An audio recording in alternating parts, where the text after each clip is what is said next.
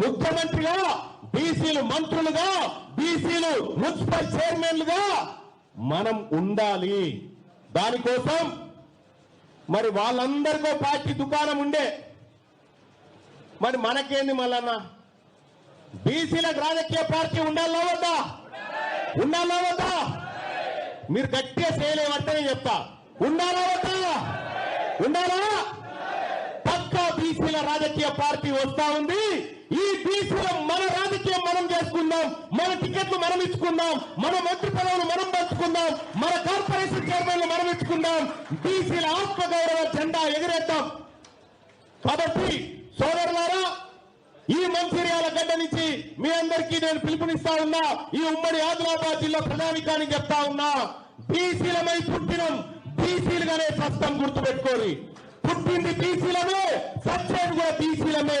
కానీ మన సాగుకు అర్థం ఉండాలి. ఆ అర్థం మన వాళ్ళ కోసం బతికేటువంటి అర్థం ఉండాలి. అందుకోసం మీ